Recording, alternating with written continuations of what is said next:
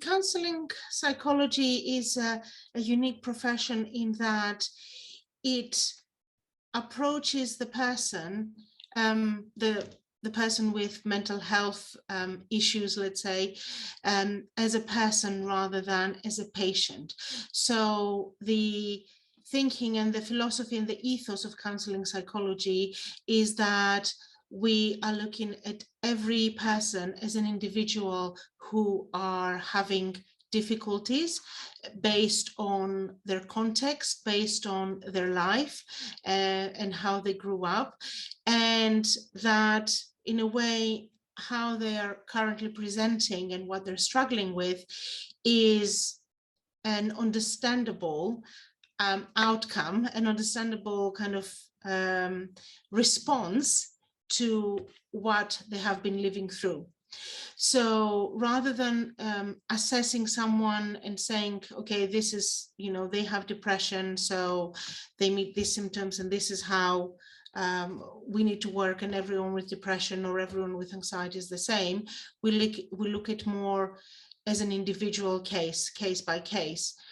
And however, at the same time, it is a scientific discipline in the sense that it is evidence-based. And of course, we do take assessment tools and like psychometric assessment tools, but also, diagnostic tools like the Diagnostic and Statistics Manual, the DSM, or the equivalent English one. We do take this into account, and we are familiar and we do know what constitutes someone, let's say, to have clinical depression rather than having really low mood, for instance. So it's not ad hoc. Okay, there is a scientific base and a scientific knowledge, and counseling psychologists do engage in research. They do know how to do research, so we're always informing ourselves from the research that exists and applying new interventions, new therapeutic models, and so on. I would say that there is a lot of confusion between a counseling psychologist and a counselor, and the main difference is that a counseling psychologist, first of all, has to have a psychology degree. So you have had a more general knowledge in how the brain works, how people process information, how memory works, how we learn, and so on. We have been trained in doing research, from your undergraduate degree. And then during the training in counseling psychology, you learn how to work within a variety of therapeutic models. So usually the training will have one or two core therapeutic models like cognitive behavioral therapy or psychodynamic therapy, for example. And you learn through the course more and more modules, and by the end you're asked to show how you can integrate them, and you evidence how you integrate them. Whereas a counselor is someone who may not have necessarily a psychology degree, and they train to work in one particular therapeutic model. So during their training, it's a lot shorter, and they are usually limited to working within a particular therapeutic approach rather than having a wider knowledge that then allows them to adapt their way of working to the needs of the person, rather than saying, okay, I only know how to work, let's say, using cognitive behavioral therapy, so that's how I'm going to work. A counseling psychologist will say, okay, let's try cognitive behavioral therapy because that seems the best. And then through the course of the therapy, you might think, oh, actually, I think this other approach might be better, so we will integrate. And the ethos, as I said earlier, is very much about seeing the person as an individual, approaching going with what the person brings. So we say that the ethos is a humanistic ethos, in that we see the person as a person rather than as a patient with symptoms, and we go with what they bring. And it's a pluralistic ethos, and pluralistic means that we consider and we take into account that every person is an individual and every person has their own experiences, and no two people will experience the same event in exactly the same way. And therefore we take into account that we have to be very flexible and open in our thinking and our work.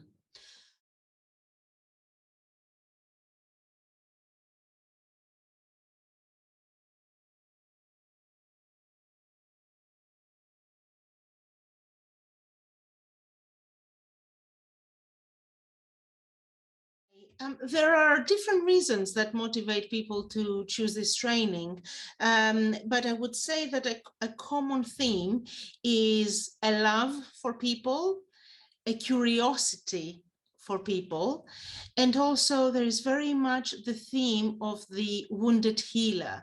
And it very much makes sense in that everyone who comes to study counseling psychology and do the profession, they have their own, in a way, wound to heal. So they have had certain experiences, in their lives that have made them really question as to how do people cope, how do people work, why do people do the things they do, why do they think the way they do, why do they how do they manage, and so on, why do some people get mentally ill, why some don't.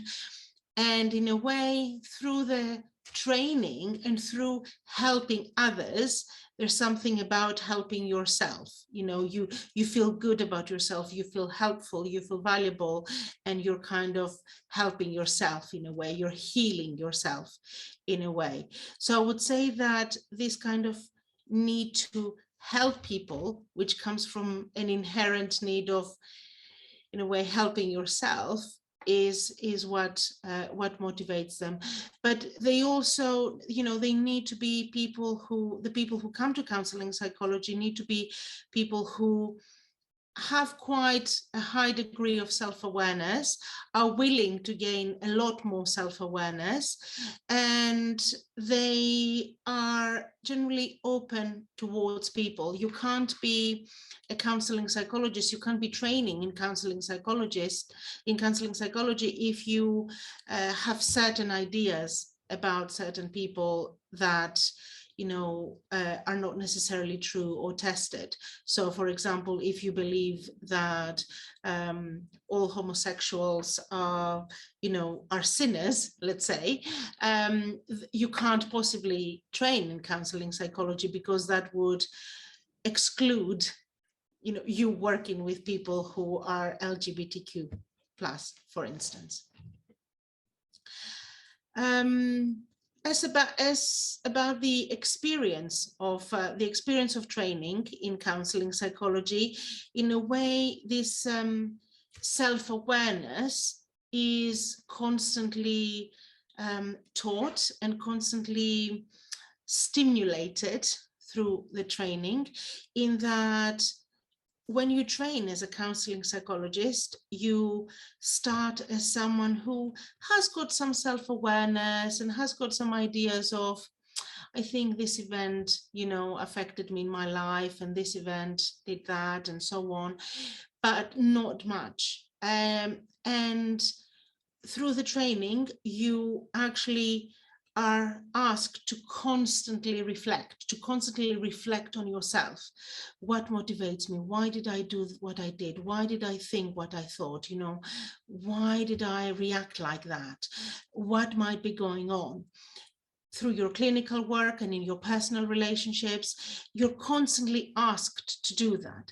And therefore, you develop that skill through the training, and really by the end, you're doing it all the time and to yourself without really even realizing. So you gain really, really high self-awareness. and you have personal therapy. So apart from getting taught and being asked to do that through the training, you actually have personal therapy through the training, which also stimulates that. You also have clinical supervision, where you think about your clients and why you work in a certain way with them and how you feel about them. So all of this is very much kind of stimulated. And I would say that this is something that people really mostly struggle with, the fact that they somehow have to trust their trainers and their peers, to trust that it's safe for them to open up and reflect, and really understand that, you know, nobody is faulty or defective because they've been struggling with certain things, but that it is okay. And that, I think, is the hardest process. And not everyone manages it. I mean, we see a lot of people who want to become a counseling psychologist because, you know, they say that people always gravitate towards them to talk to them, and they are good at listening, but that's not enough. You also need to have a certain openness towards yourself, a certain trust towards the others, and a level of maturity to be able to engage in this constant self-reflection. And also a big part of the training is actually the research part, you know, having to do research, because you need to do a doctoral thesis at the end. And that's a very, very different skill. And not everyone can be a good researcher, but they might be a really brilliant therapist. And not everyone may be a good therapist, but they could be a good researcher. So a counseling psychologist really needs to be able to have these two skills, be able to do advanced independent research, to produce a doctoral piece of work, and at the same time be this constant kind of self-reflective person who is interested in others and is constantly, let's say, taking a back seat so they can allow the client, the person, to talk and help them. What benefits does this course bring to the candidates? That's another thing that we often talk about. And I would say that it helps you to become a better person. And I know this may sound really grandiose, but actually it does, because by becoming a lot more self-aware and having any stereotypes that you might hold, and any assumptions that you might hold constantly challenged, part of the training is actually learning, engaging with your own sense of difference and the diversity around you, and challenge any stereotypes that you might hold. So by engaging in all of that, and by constantly working with people from all walks of life and learning from the lived experience of all these people that normally you might not have anything to do with, your horizons, your mind opens up as to what else is in the world, and how do other people live, and how do,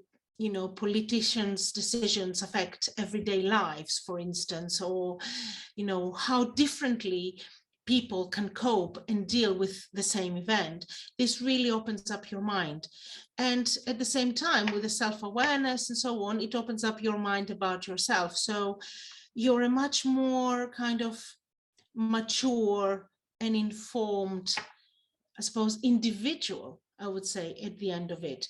And it's something that you keep on engaging in. You know, you should keep on engaging in for the remaining of your career and of your life. This kind of curiosity, this needing to improve. You know, you can never be perfect. So this is the benefit that it brings personally. Professionally, it is a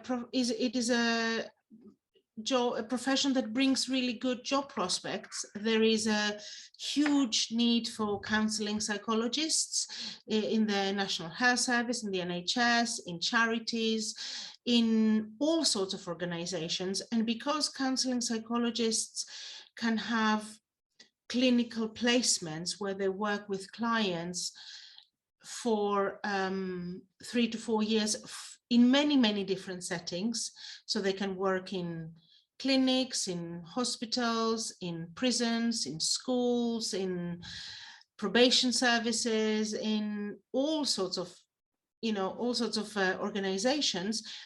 This means that they can then be employable in all these organizations, unlike, let's say, a clinical psychologist who they have all their training within the NHS, so therefore then they're much more likely to be employed and continue working in the NHS. A counselling psychologist is highly employable within the NHS, but they are also have very good job prospects in many other services, public or third sector. And a lot of counselling psychologists also work privately, either self-employed or for businesses and practices that employ counselling psychologists, and they see people privately. And also because you've had the doctorate, so you know how to do doctoral level research, which is similar or equivalent to a PhD, I would say, then you can also be employed in academia. So the job prospects are really good. And as far as I know, all counselling psychologists who qualify find work straight away or even before they have qualified.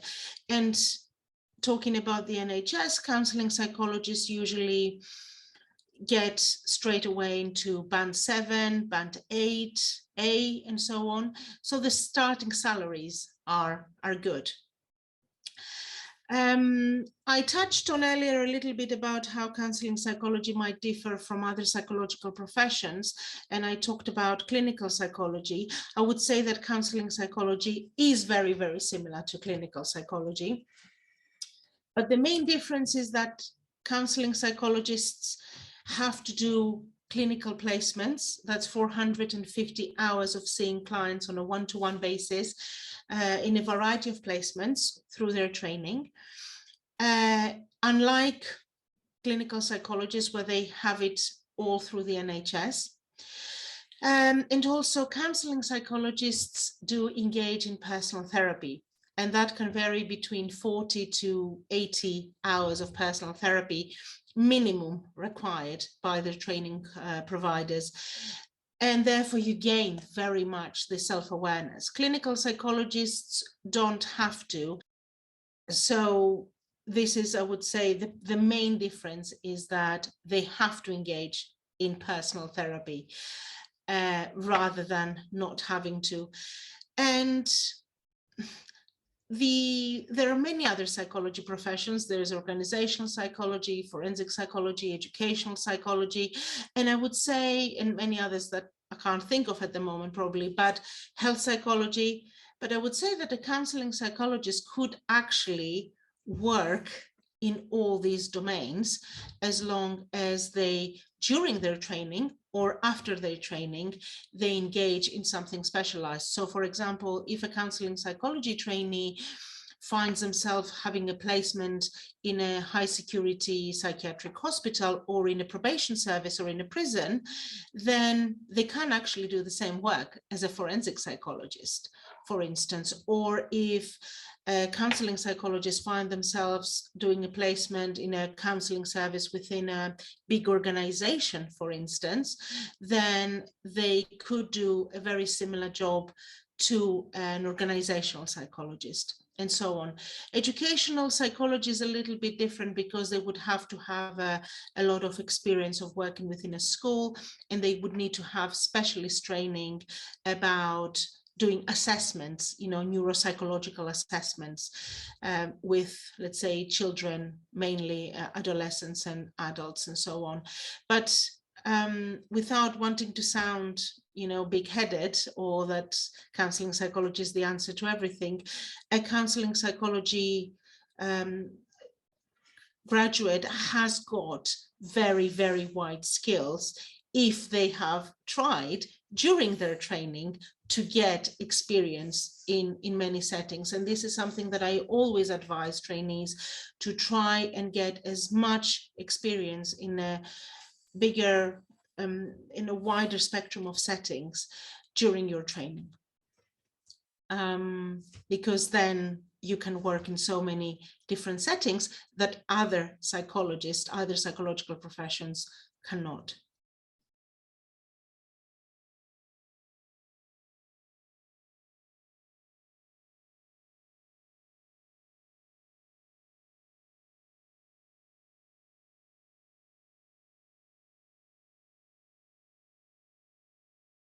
A counseling psychologist can bring many skills to a service or a clinical setting, apart from being able to do therapy with people. They can also do service evaluations, so they know how to do research and they know how to plan an evaluation of what is working and what isn't working in the service. They have also been training, because they've been receiving supervision during their training, and they've been doing peer supervision during their training. They can also work as clinical supervisors. And if the setting where they're working is also doing some research, they can also supervise that research or run that research by themselves or in collaboration. So there are many skills that a counseling psychologist can bring, and they get all this through their course, through doing clinical placements, personal therapy, supervision, as I said earlier, learning how to do service evaluations during their training, and learning to do research, advanced research during their training. And also part of the training is to be teaching others and informing others. So all counseling psychologists during their training have to present to services or to students, let's say at the university at a lower level, something about the profession, something about the service that they offer. It might be specifically for a particular therapeutic model, for instance, or working with a particular group of individuals. So they also learn how to offer training to others. So there are many ways that a counseling psychologist can offer. And really the organization that they work at can get the best out of them by the manager, let's say, of the service, or asking a counseling psychologist, what can you bring, what can you do, so that they can engage them as best as possible. It's important that the organization spends time with the counseling psychologist to find what it is that they can offer and do, so they can utilize them as best as possible. It's very good to do professional networking during training, and once qualified, the best place to do that is through conferences, but also, being a member of the training committee in counseling psychology, that's by the BPS. Anyone can be a member of the training committee once they're qualified, or even as a trainee, and being a member of the division of counseling psychology, and therefore engaging in all these conferences and all these trainings that are organized by the British Psychological Society, and generally keeping themselves very aware, seeing what is out there, what training is happening, what conferences are happening, because this way you learn about new interventions, new therapeutic methods, how other people are working, and you build connections. Counseling psychology is actually a very small world. You're bound to be bumping into people that you trained with, to people that that trained you, people that you work with. So the more you know, and the better connected you are, the more you can learn from each other, but also you can draw up resources and support and help from other people who can contribute to your organization, whatever that might be. So yeah, it is very, very important, and I would advocate to anyone training in counseling psychology to attend conferences and present at conferences as much as possible, because you will get to know a lot of people and it will be really good for your career.